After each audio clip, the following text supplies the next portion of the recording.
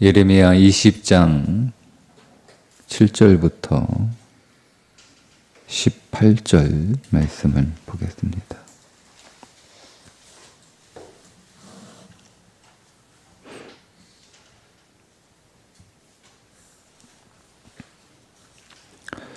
여호와여, 주께서 나를 권유하심으로 내가 그 권유를 받았사오며 주께서 나보다 강하사 이기셨으므로 내가 조롱거리가 되니 사람마다 종일토록 나를 조롱하나이다.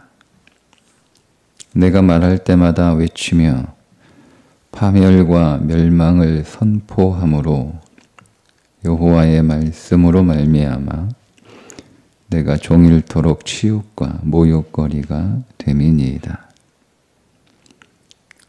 내가 다시는 여호와를 선포하지 아니하며 그의 이름으로 말하지 아니하리라 하면 나의 마음이 불붙는 것 같아서 골수에 사무치니 답답하여 견딜 수 없나이다. 나는 무리의 비방과 사방의 두려워함을 들었나이다. 그들이 이르기를 고소하라, 우리도 고소하리라 하오며 내 친한 벗도 다 내가 실족하기를 기다리며 그가 혹시 유혹을 받게 되면 우리가 그를 이기어 우리 원수를 갚자 하나이다. 그러하오나 여호와는 두려운 용사 같으시며 나와 함께 하심으로 나를 박해하는 자들이 넘어지고 이기지 못할 것이며 그들은 지혜롭게 행하지 못함으로 큰 치욕을 당하오리니 그 치욕은 길이 잊지 못할 것이니이다. 의인을 시험하사 그 폐부와 심장을 보시는 만군의 여호와여, 나의 사정을 주께 아뢰었사온즉 주께서 그들에게 보복하심을 나에게 보게 하옵소서. 여호와께 노래하라, 너희는 여호와를 찬양하라.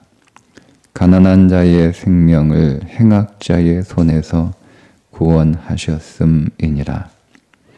내 생일이 저주를 받았다면 나의 어머니가 나를 낳던 날이 복이 없었다면 나의 아버지에게 소식을 전하여 이르기를 당신이 등남하였다 하여 아버지를 즐겁게 하던 자가 저주를 받았다면 그 사람은 여호와께서 무너뜨리시고 후회하지 아니하신 성읍같이 되었다면 그가 아침에는 부르짖는 소리, 낮에는 떠드는 소리를 듣게 하였다면 좋을 뻔하였나니 이는 그가 나를 태에서 죽이지 아니하였으며 나의 어머니를 내 무덤이 되지 않게 하셨으며 그의 배가 부른 채로 항상 익지 않게 하신 까닭이로다.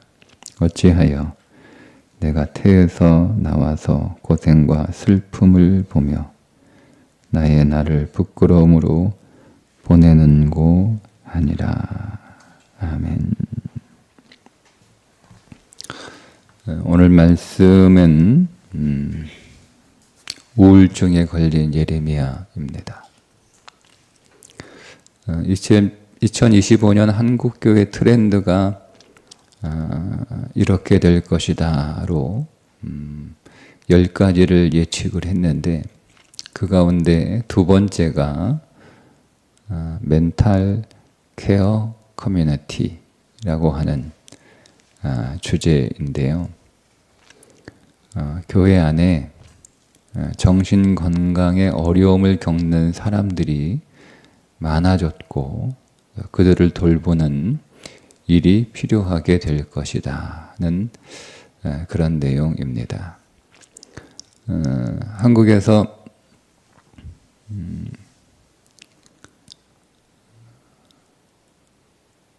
아주 심각한 스트레스로 인해서 정신건강에 어려움을 겪고 있는 사람이 50% 정도 된다고 합니다. 그 가운데 교회에서도 마찬가지겠죠. 교회에서는 한 25% 정도가 그런 어려움을 겪고 있다라고 그래요. 그러니까 교인 4명 중 1명이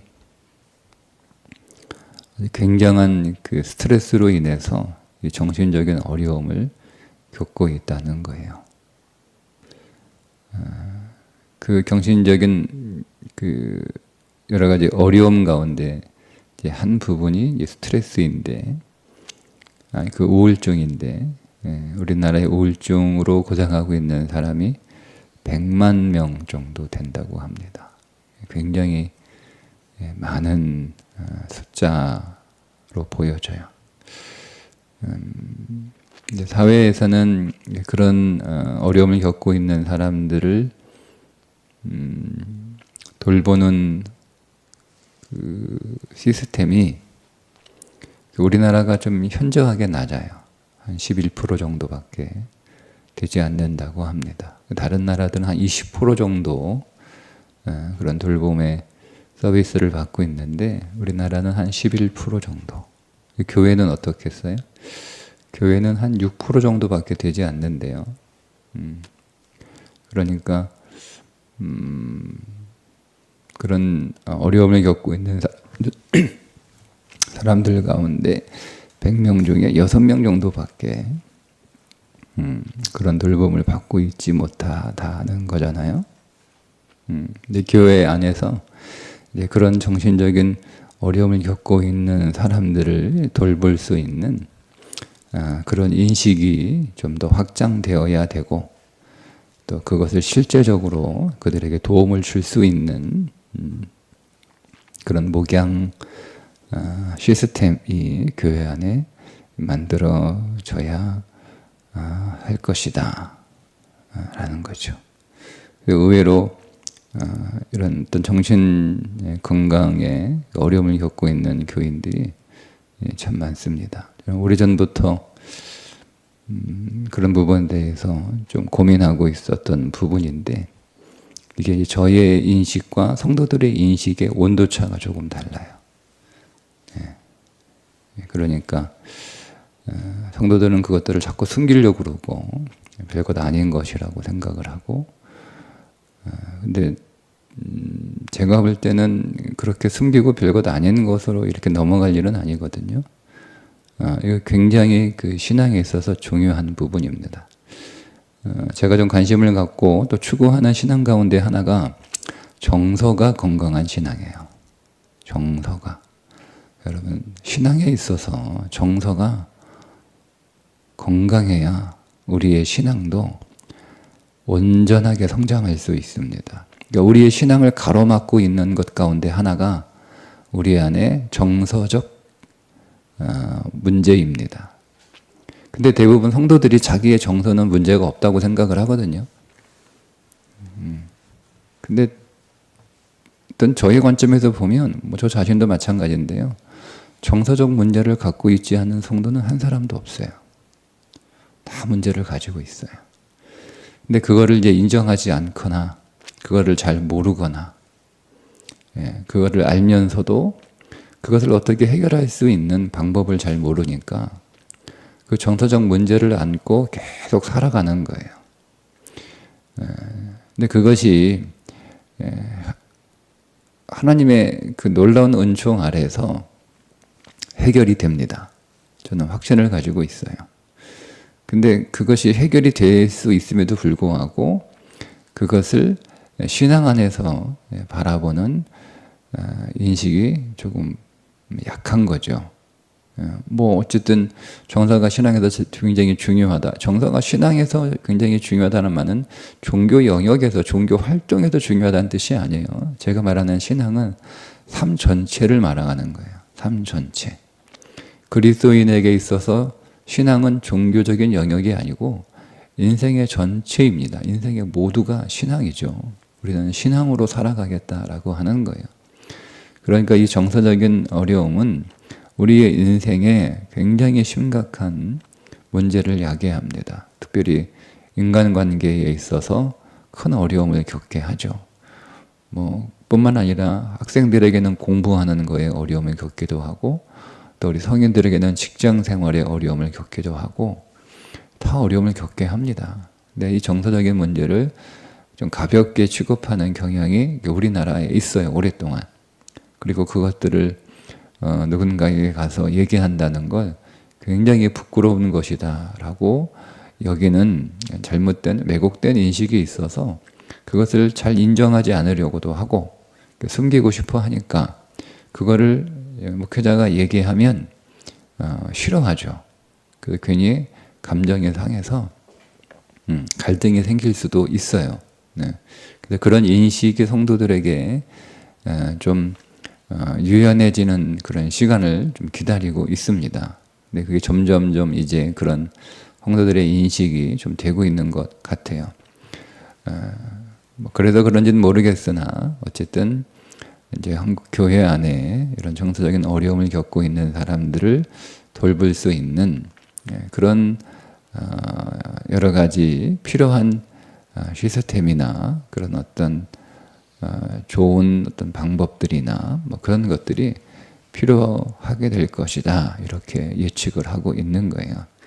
앞으로 교회 안에 그런 것들을 좀 이미 뭐 그런 것에 대해서 인식을 좀 일찍 한 교회들도 있습니다. 그래서 교회 성도들에게 그런 일들을 좀 잘 해결할 수 있는 그런 제안들 하는 교회들이 뭐 없는 건 아예 없는 건 아니에요.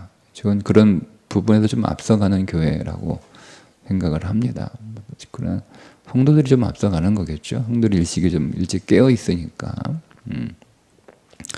근데 오늘 이제 그런 부분에서 이 본문을 보면 예레미야가 아주 심각한 우울증을 앓고 있구나라는 거예요.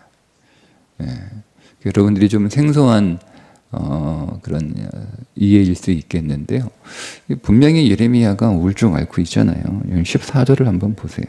예레미야가 내 생일이 저주를 받았다면 나의 어머니가 나를 낳던 날이 복이 없었다면 나의 아버지에게 소식을 전하여 이르기를 당신이 득남하였다 하여 아버지를 즐겁게 하던 자가 저주를 받았다면 17절에 그가 나를 태에서 죽이지 아니하였으며 나의 어머니를 내 무덤이 되지 않게 하셨으며 그의 배가 부른 채로 항상 익지 않게 하신 까닭이로다. 어찌하여 내가 태에서 나와서 고생과 슬픔을 보며 나의 날을 부끄러움으로 보내는고. 굉장히 심각한 우울증을 앓고 있지 않습니까? 근데 예레미야가 이런 우울증을 앓고 있는 그 이유를 본인이 뭐라고 얘기하냐면 하나님이 나를 속였다는 거예요. 내가 하나님한테 속았다는 거예요. 네, 그것이 7절이죠. 여호와 주께서 나를 권유하심으로 내가 그 권유를 받았으며 권유가 너 선지자로서 유다 백성들에게 내가 전하는 말을 좀 전해줘라. 이게 무슨 말씀인데요? 유다 백성들에게 가서 망한다고 얘기해라. 아이고 하나님 그런 얘기 어떻게 합니까? 전 못해요. 그래도 해라. 네가 그렇게 얘기해야 저 유다 백성들이 깨닫고 내게로 돌아올 거 아니냐. 깨닫지 못하고 알지 못하는데 그래서 계속 사망으로 가는데 그거 그냥 두고 볼 수 있냐. 내가 좀 도와줘야겠다. 이렇게 이제 하나님이 계속 말씀하시는 거예요. 예레미야는 하나님이 그렇게 말씀을 하시니까 하나님이 회복하시려고 그러시나 보다. 하나님이 고치시려고 그러시나 보다. 그래도 백성들이 깨달으면 돌아가겠구나. 내가 봐도 좀 심각했는데 그렇지 않아도 그래서 내가 저들을 볼 때마다 그 사람들 하나님한테 혼나면 어떡하나 이렇게 걱정을 했는데 역시 이제 백성들이 그런 상황이 되는 거잖아요. 그래서 하나님 말씀하시니까 그냥 소망을 갖고 기대를 갖고 거기에 이제 순종을 한 거예요. 내가 어떻게 하나님을 이겨요? 하나님이 그렇게 말씀하셨는데 그렇게 해가지고 갔는데 결과는 뭐예요? 결과는 예. 후반절에 보니까 내가 조롱거리가 되니 사람마다 종일토록 나를 조롱하나이다. 8절에 내가 말할 때마다 외치며 파멸과 멸망을 선포함으로 내가 종일토록 치욕과 모욕거리가 되매니이다. 속았다는 거예요. 하나님한테. 내가 하나님 가면 사람들 돌이킬 것이다. 사람들 회개할 것이다. 사람들 다시 하나님께로 돌아갈 것이다. 이렇게 내가 기대하고 그럴 것이라고 제가 해서 이 어려운 일을 하나님 결단하고 했는데 사람들은 나를 저 매국노라고 그러고 사회의 분란을 초래하는 자라고 그러고 온갖 모욕과 온갖 조롱과 수많은 핍박으로 나를 이렇게 참 어렵게 만들었으니 내가 그렇게 자기가 지금 그렇게 된 거잖아요. 자기가 여러분 우리의 삶에 어떤 기대가 있잖아요. 기대가. 그래서 우리는 그 기대에서 우리는 어떤 기대가 생기게 된 그 기대가 어디로부터 오는 거예요? 믿음에서 오는 거잖아요. 하나님이 나를 도와주시는구나. 하나님이 길을 열어주시는구나. 하나님이 나에게 기회를 주시는구나. 하나님이 나를 사랑하시는구나. 하나님이 내 기도에 응답하시는 거구나. 하나님이 나를 격려하시는 거구나. 우리가 이런 여러분 그런 믿음이 느껴지니까 우리가 우리의 삶에 대해서 어떤 기대를 하는 거잖아요. 그래서 열심히 힘을 내 가지고 최선을 다해서 우리가 이런 기대가 있는 삶을 살아갑니다. 그런 기대를 가지고 자녀를 키우기도 하고 살림을 하기도 하고 일을 하기도 하고 사역을 하기도 합니다. 그런데 내가 믿음 안에서 갖게 되는 그 기대와는 전혀 다른 완전히 그 기대가 무너지는 일이 벌어지는 거예요. 자기 인생 안에서. 그때 얼마나 여러분 우리가 애를 썼는데 얼마나 여러분 자신이 초라해집니까? 막 사람들이 자기를 조롱하는 것 같고 사람들이 자기를 뒤에서 손가락질하며 욕하는 것 같고 자꾸 내 얘기하는 것 같고 그런 마음이 자꾸 우리 안에 들어요. 이거 피할 수 없는 거예요. 나만 그러나 다 그래요. 다 모든 사람들이 다 동일하게 이런 감정에 골짜기로 깊숙이 들어가는 그런 걸 겪게 돼요. 그래서 이제 마음의 여러 가지 어려움을 겪게 되는 거고 그 가운데 한 모습으로 다양하게 이제 그것이 나타나는데 예레미야는 이제 우울증으로 나타난 거예요. 그래서 뭐라고 얘기하냐면 우울증이 나 이제 못하겠어요. 하나님 못하겠어요. 이게 목사의 언어로 얘기하면 하나님 나 목회 못하겠어요. 그만두겠어요. 너무 힘들어요. 이렇게 얘기하는 거예요.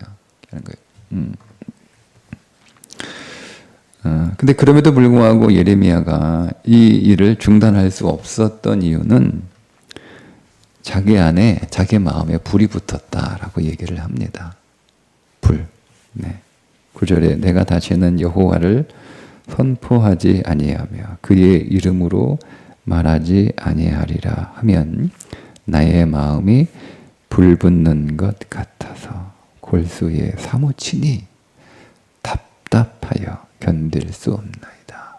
여러분 이 불은 일단은 예레미야에게는 심판의 불이에요. 하나님의 그 심판의 불이 예레미야에게 확 옮겨 붙은 거예요. 그러니까 이 하나님이 이 백성들을 심판했을 때 하나님의 그 심판의 의지가 예레미야에게 아주 확고하게 전해진 거예요. 하나님의 그 심판의 불의 그 무서움이 예레미야가 느끼는 거죠. 그런 하나님의 그 확고한 심판의 그 마음으로 그 유다 백성들을 보니까 저들이 당할 고통이 너무 선명하게 느껴지는 거예요. 너무 선명하게. 지금은 멀쩡하게, 지금은 자기들의 인생이 아주 순조롭게 평탄하게, 그래서 막 웃고 떠들고 있는데 예레미야 눈에는 그들의 그 웃고 떠드는 모습 뒤에 통곡하며 탄식하며 절망하며 뭐 이런 어떤 곡소리가 계속 들리는 거야.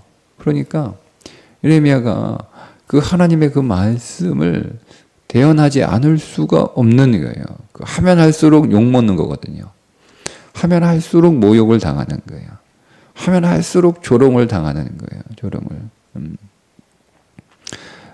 그가 부소울에게 막 맞기도 하고 갇히기도 하고 하나님께서 부소울의 이름을 바꾸어 주시잖아요. 너는 이제 이름을 바꾸라. 운명이 바뀐다. 마골 밉사밉이라고 하는데 사람들이 예레미야를 그렇게 부르는 거예요. 그렇게 마골 밉사밉이라고 사람들이 부르는 거예요. 10절에 나는 무리의 비방과 사방이 두려워함을 들었나이다. 이게 마골 밉사밉이에요. 그걸 풀어 쓴 거예요. 사람들이 저거 마골 예레미야한테 저거 마골 밉사밉 한다. 저거 마골 밉사밉 한다. 맨날 사람들 불안하게 하고 사람들 걱정 이런 거예요. 풀어있겠고 막 사람들이 나를 보면 사람들 나를 보면 막 걱정해. 막 염려가 돼. 그러니까 저 걱정거리 간다. 저 걱정거리 간다. 저 걱정거리 지나간다. 이렇게 하는 거예요, 사람들이. 그러니까 여러분, 얼마나 내가 사람들의 걱정거리가 된다는 게, 사람들이 나로 인하여 두려워하고 염려한다는 게, 여러분, 이게 얼마나 여러분, 비참한 삶이에요. 내가 사람들에게 소망을 주고, 사람들에게 웃음을 주고, 사람들에게 막 기쁨을 주고, 이런 삶을 살아가야 되는 게 우리의 삶의 바람이잖아요. 내가 가족들에게 기쁨을 주고, 내가 이 사회에 혹은 우리 교회에 소망이 되고, 당신이 오늘 우리 곁에 있어 내가 힘이 난다. 여러분 우리가 이런 존재가 돼야지. 너 그냥 보기만 하면 걱정된다. 여러분 이렇게 예레미야가 그런 삶을 살아가고 있는 거예요. 그러니까 뭐 하고 싶겠어요? 하고 싶겠어요? 하기 싫죠. 그렇죠. 저는 정도의 차이가 있을 뿐이지 모든 사람들은 다 인생에 이런 어떤 우울증을 겪습니다. 정도의 차이는만 있을 뿐이에요. 그리고 기간의 차이만 있을 뿐이죠. 어떤 사람은 얇고 짧게 지나가지만 또 어떤 사람은 깊고 오래 이런 어려움을 겪게 되는 거죠. 다 인간은 그 자체가 우울증 환자예요. 인생 자체가. 저는 그렇게 생각을 해요. 누구나 그래서 뭐 목사는 뭐 그러면 안 돼. 여러분 그렇지 않습니다. 다 숨기고 있어서 그렇지 여러분. 목회자들도 선교사들도 이런 목회 하나님의 또 특별한 사명을 가지고 살아가는 사람들도요. 이런 어려움 때문에 고생도 많이 하고요. 사역지도 많이 떠나고요. 심지어 좋지 않은 결단들도 해요. 그러니까 여러분 이게 숨길 게 아니에요. 근데 여러분 이거를 어떻게 저는 해결할 수 있다고 믿습니다. 의사가 해결하지 않습니다. 저는 의사가 해결하기 어렵다고 생각하는 사람 가운데 한 사람입니다. 어떻게 해결하느냐? 믿음이 해결하는 겁니다. 근데 오늘 말씀에 어떻게 나오냐면 이렇게 나와요. 예레미야가 내가 하나님한테 졌다. 7절에 보면 주께서 나보다 강하사 이기셨다. 내가 하나님한테 진 거예요. 하나님이 나를 이겼어요. 근데 그게 너무 어떤 면에서 좀 심하게 표현하면 분한 거예요. 여러분 져가지고 좋은 사람 있어요. 다 분하지. 하나님한테 속았다를 넘어서 내가 하나님한테 졌다는 거예요. 근데 여러분 하나님한테 굴복한 자가 승리합니다. 보세요. 뒤에 뭐라고 나오냐면 자 11절에 그러하오나 자 사람들이 뭐라고 얘기하냐면 우리가 그를 이기어 우리 원수를 갚자 하나이다. 그 10절 후반절에 그렇게 얘기하죠. 11절 바로 앞에서. 그러니까 사람들이 예레미야 저거 죽여버리자. 저거 없애버리자. 저거 다시는 지금 헛소리 떠들지 못하도록 저 입을 그냥 막아버리자. 뭐 이렇게 사람들이 하는 거예요. 그러니까 여러분 예레미야가 얼마나 여러분 힘들고 어려워요.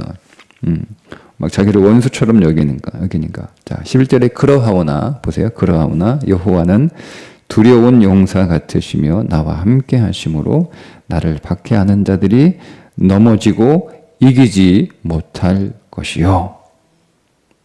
큰 치욕을 당하오리니. 이렇게 고백합니다. 여러분, 우리가 세상에서 승리하는 방법은 딱 하나입니다. 하나님 앞에서 패배해야 됩니다. 내가 하나님을 이기면 내가 세상에서 패배합니다. 이거는 성경에 나오는 모든 승리하는 믿음의 사람들에게 공통적으로 적용되는 원리입니다.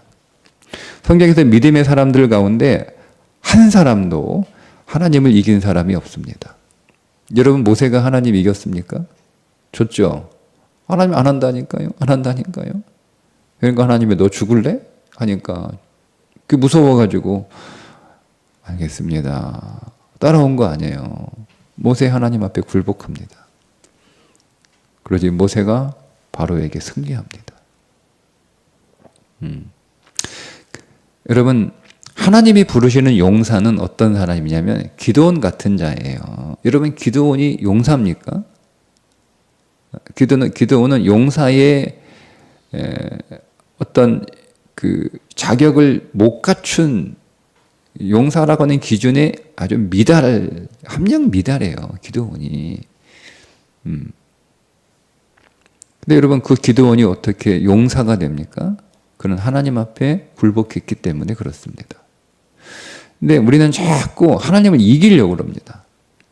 그게 우리 안에 있는 죄의 본성입니다. 그게 아담이 하나님처럼 될까 하노라 하고 하는 말에 속아 넘어갔잖아요. 그러니까 우리는 우리 안에 하나님을 이기고 싶어 하는 본성이 있어요. 그 죄의 본성이에요. 하나님을 거스르려고 하는 본성이 우리 안에 있단 말이에요. 그게 죄의 본성이에요. 그러니까 그게 죄의 본질이에요. 예. 근데 하나님은 하나님의 사람들을 불러서 다 굴복시킵니다. 다 굴복시킵니다. 다 굴복시킵니다. 하나님은 다 꺾어버리십니다. 그 기대등등한 여러분 바울이 다메섹에서 하나님한테 꼬꾸라진 거예요. 사도 바울이. 예. 그럼 완전히 패배했어요. 그럼 막 하나님을 향하여 막 달리던 사람 아닙니까? 한번 해보자고. 예수가 뭐냐 하면서 별것 아닌 게 우리를 혼란스럽게 한다. 하면서 막 기대등등하게 온 천지 사방으로 해본 날뛰던 사람이 사도 바울이에요. 근데 그가 다메섹에서 하나님 앞에, 주님 앞에서 꼬꾸라집니다. 그 패배하잖아요. 패배하잖아요. 그러니 그는 세상에서 놀라운 승리가 있는 인생을 살아가게 됩니다. 여러분, 하나님 앞에서 우리가 고꾸라져야 돼요.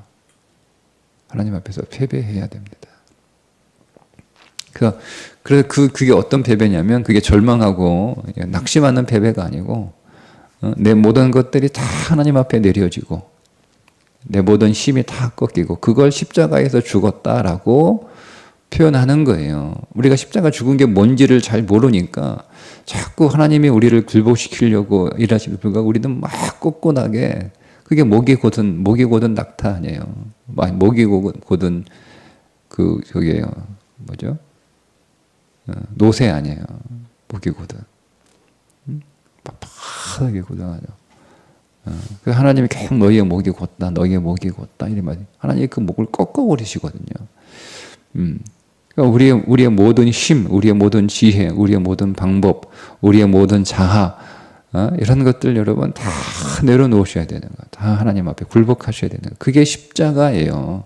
십자가는 추상적인 게 아니고 십자가는 아주 구체적이고 현실적이고 실제적인 거예요. 근데 우리는 그렇게 하면 내가 지는 줄 알아요. 지는 줄 알아요. 내가 내 자아를 꺾고 내가 내 방법을 내려놓고 내가 내 욕심을 꺾고 내가 양보하고 그러면 큰일 나는 줄 알아요. 여러분, 솔직히 그렇지 않습니다. 그게 승리하는 사람입니다. 이게 승리하는 사람입니다. 어떤 사람이에요?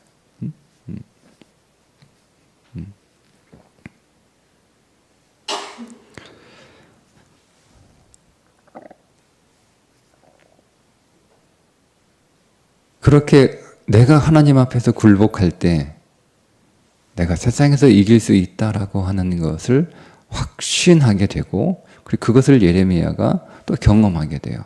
그러니까 예레미야가 그 다음 하나님을 찬송합니다. 네, 그게 11절 쭉 나오는 거예요. 쭉 나오는 게 찬송이에요. 11절부터. 큰 지옥을 당하오리니 그 지옥은 길이 잃지 못할 것입니다. 의인을 시험하사 그 표부와 심장을 보시는 만군의 여호와여, 나의 사정을 주께 하려 싸운즉 주께서 그들에게 보복하심을 나에게 보게 하옵소서. 여호와께 노래하라. 너희는 여호와를 찬양하라. 가난한 자의 생명을, 이 가난한 자가 뭐예요? 굴복당한 자예요. 하나님 앞에 패배한 자예요. 가난한 자의 생명을 행악자의 손에서 구원하셨음이니라. 그러니까 치유가 되는 거예요. 14절부터는 그렇게 치유가 된 예레미야가 과거에 자기가 어떤 우울증에 빠졌었는지를 고백하는 거예요. 사실은 내가 과거에, 사람들은 잘 모르지만 내가 다 꽁꽁 숨겨놨는데 내가 이런 심각한 우울증을 앓고 있었어 라고 회상하는 거예요. 회상하는 거예요. 그때는 내가 차라리 태어나지 않았으면 괜히 태어나가지고 내가 이 고생을 하는구나 라고, 나는 과거에 사람들은 모르지만 나는 그렇게 홀로 있을 때 이런 심각한 우울증을 앓고 있었던 사람이야. 나는 하나님한테 속았다고 생각을 했어. 하나님이 나를 속였다고 생각했어.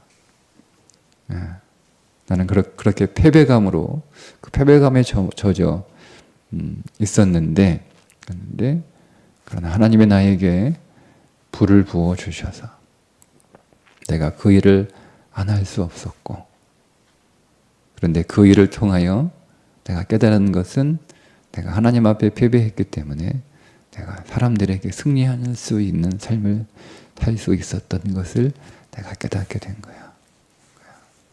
그러니 이 글을 읽고 있는 사람들에게 하는 말이에요. 당신들에게도 불이 필요하다라는 거예요. 여기서 이 불은 저는 두 번째 적용하면 하나님의 불이에요. 하나님의 불. 여러분 그리스도의 영으로 충만하셔야 됩니다. 우리는 어떤 사람은 그 불이 꺼지면 죽어요. 사람은 그 마음의 불이 꺼지면 죽습니다. 근데 그 불이 우리 안에 확 이렇게 타올라야 되는데, 그 불을 타오르게 하는, 그 불을 활활 타오르게 하는 것을, 그 넣는 장작이 육신의 것이면 그게 세상 사람들이에요. 내 야망, 욕심, 자랑하고 싶은 마음, 이런 것들. 그게 장작을 막 넣는 거잖아요. 여러분, 그 불은 스스로를 태워버리는 불입니다. 자기가 인생의 불구덩이성으로 들어가는 불나방처럼. 근데 이 장작이 뭐냐면 믿음이에요. 하나님의 사명, 하나님의 비전, 하나님의 부르심, 하나님의 은혜, 하나님의 사랑, 하나님의 마음, 이런 것들이에요. 하나님의 말씀, 이런 것들이 여러분 내 인생 안에 장작이 돼야 되는 거예요. 그러면 그냥 확 불타올라요. 막 그 사명으로 불타오르고, 하나님의 비전으로 불타오르고, 하나님이 나를 부르신 그 소명으로 불타오르고, 거기에 하나님의 은혜가 부어지고, 그 은혜를 통하여 내가 순종할 때 하나님이 회복하시는 일들을 내가 보게 되고, 한 거예요. 그때 여러분 우리 안에 이 불이 계속 불타오르는 거예요. 그러면 우리 안에 마음의 여러 가지 질병들과 어려움들은 그 불에 다 제가 되어 사라집니다. 이 불이 있어야 되는 거예요. 불. 여러분 그 불로 충만하시기를 바랍니다. 여러분 우리는 하나님한테 굴복해야 되는 존재들입니다. 하나님을 이기려고 하지 마십시오. 말씀을 이기려고 하지 마십시오. 사람들은 예레미야를 이기려고 했잖아요. 말씀의 통로가, 도구가 되는 사람들은 사건들을 이기려고 하지 마십시오. 거기에 여러분의 마음을 낮추고 하나님의 말씀하시는구나, 하나님이 나를 굴복시키시는구나, 하나님이 나를 용사로 만드시려고 하시는구나 라고 하는 믿음 안에서 내가 하나님 앞에 굴복해야 내가 세상에서 성공하고 승리할 수 있다라고 하는 그 믿음으로 하나님을 찬송하십시오. 먼저 찬송하십시오. 먼저 감사하십시오. 먼저 그분에게 영광을 돌리십시오. 그러면 오늘 우리의 마음은 다시 주의 성령으로 불붙는 마음이 되어서 우리 안에 잃었던 기쁨과 비전과 사명이 더 선명하게 회복될 줄 믿습니다. 기도하겠습니다. 하나님 아버지, 오늘 낭망하는 우리의 심령 불쌍히 여겨주시고 우리가 더 하나님의 마음 부어질 수 있도록 성령으로 충만케 하여 주시고 주께서 부으시는 그 불붙은 심령으로 인하여 우리가 주님의 뜻에 순종하며 나아가는 인생이 되게 해 주옵소서. 오늘도 그날이 될 줄 믿습니다. 감사하게 하옵소서. 주님 찬송 받으시옵소서. 주께 영광을 돌립니다. 오늘도 더 승리케 하여 주옵소서. 예수님의 이름으로 기도합니다. 아멘.